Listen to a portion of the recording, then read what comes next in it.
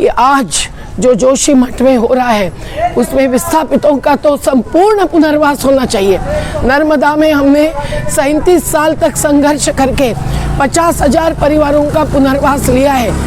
जो पावर उत्तराखंड के लिए ज़रूरी नहीं है, वो दिल्ली जैसे शहरों में चमकाने के लिए पैदा की जाती है। और एनटीपीसी अपनी जवाबदारी नकार रहा है, जबकि जोशी मठ के भूस्खलन के लिए एनटीपीसी सबसे ज़्यादा जवाबदार है। नर्मदा किनारे के भी भंगार हो गए हैं और आज हिमालय के तीर्थ भी भंगार हो रहे हैं। जो जोशी मठ के विस्थापित आज लड़ रहे हैं, उनका समर्थन हम भरपूर दे सकते हैं। जोशी मठ के साथ ही संघर्ष करो, हम तुम्हारे साथ हैं। ये मुद्दा केवल विस्थापन का नहीं, विनाश का है। और जिस प्रकार से हिमालय को भी कुदेरा जा रहा है और हर पहाड़ को, हर जमीन को, हर नदी को, हर जंगल को उसके साथ खिलवाड़ करके विनाश के कगार पर ढकेला जा रहा है, उसके सामने आज हिमालय चेतावनी दे रहा है। जबकि तीर्थ धाम ये प्रकृति की गोद में बसे रहते हैं, नर्मदा किनारे के भी भंगार हो गए और आज हिमालय के तीर्थ भी भंगार हो रहे हैं। जोशी मठ में हम लोग रुके थे जब केदारनाथ का हादसा हुआ, उसके बाद हम राहत के लिए गए थे। विमल भाई भी साथ में थे जो आज नहीं रहे।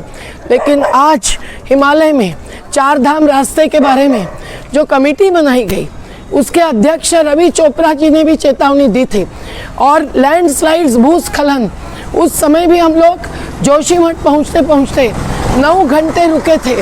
भूस्खलन के कारण ट्रैफिक जाम हो गया था। हम लोग आज भी ये समझ रहे हैं कि किस प्रकार से ये हिमालय के साथ खिलवाड़ हो रही है। अलकनंदा, भागीरथी, मंदाकिनी, गंगा के साथ भी खिलवाड़ हो रही है।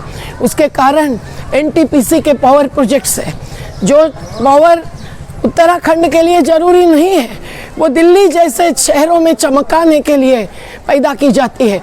और एनटीपीसी अपनी जवाबदारी नकार रहा है, जबकि जोशी मठ के भूस्खलन के लिए एनटीपीसी सबसे ज़्यादा जवाबदार है। और एक एक तपोवन का, विष्णुगढ़ का प्रोजेक्ट, एक एक लोहारी नागपाला का प्रोजेक्ट, इस प्रोजेक्ट्स ने जिस प्रकार से नदियों को रोका है और पानी को बड़े बड़े टनल्स के द्वारा बहाने की कार्रवाई की है, उसके कारण पहाड़ ध्वस्त हो रहे हैं। और जो मलबा फेंका जाता है नदियों में, उसके कारण बाढ़ पड़ रही है।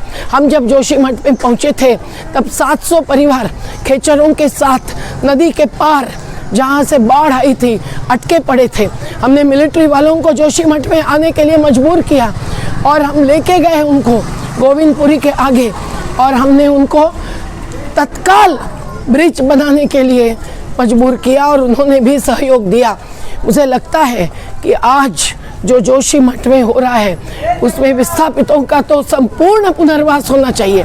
नर्मदा में हमने 37 साल तक संघर्ष करके 50,000 परिवारों का पुनर्वास लिया है। ज़मीन के बदले ज़मीन, घर, प्लॉट, भूखंड और पूरी सुविधाओं के साथ पुनर्वास स्थल। आज भी जितना बाकी है उसके लिए हमारा संघर्ष जारी है। पर निर्माण हिमालय का कौन करेगा? सतपुड़ा का निर्माण कौन करेगा? जंगलों का पुनर्निर्माण कौन करेगा? नदियों को पुनर्जीवित कौन करेगा? ऑक्सीजन के बिना तड़प तड़प कर भाई बंद मर चुके हैं। तो आज हरे पेड़ और जंगल का विनाश जरूरी है कि विकास जरूरी है, ये सोचना पड़ेगा। इसलिए जीवन बचाओ, जीने का अधिकार बचाओ के लिए जो जोशी मठ के विस्थापित आज लड़ रहे हैं, उनका समर्थन हम भरपूर दे सकते हैं। जोशी मठ के साथ ही संघर्ष करो, हम तुम्हारे साथ हैं। जोशी मठ के साथ ही संघर्ष करो, हम तुम्हारे साथ हैं।